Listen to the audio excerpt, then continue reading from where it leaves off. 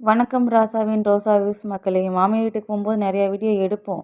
அதை அப்லோட் பண்ணுறதுக்கு தான் கொஞ்சம் டைம் எடுக்கும். இல்லைன்னா வாய்ஸ் ஓவர் கொடுக்கறதுக்கு கொஞ்சம் மொடப்பட்டுட்ருக்கிறது தான். மற்றபடி வந்துட்டு வீடியோஸ்லாம் நிறையா இருக்குது. நான் எப்போ தான் எல்லாம் அப்லோட் பண்ணி முடிக்கணும் தெரியல. சரின்ட்டு அதில் இந்த வீடியோ சூஸ் பண்ணி போட்டிருக்கேன். பார்த்துட்டு எப்படி இருக்குன்னு சொல்லுங்கள். என்னென்னா இந்த ஃப்ளவர் வந்துட்டு நிறைய பேத்துக்கு தெரியும். ரோட்டோட நிறையா இருக்கும். அது காட்டு சைடுன்னு சொல்லவே வேண்டாம், நிறையா இருந்துகிட்ருக்கும். சின்ன வயசில் விளையாடுறது தான். தாத்தா தாத்தா காசு கொடு, இல்லைன்னா தலையை வெட்டிடுவேன் டிஷ்ஷும் அப்படின்னு சொல்லிட்டு ஒரு சுண்டி விடுவோம். அது எங்கேயோ போய் விழுகும்.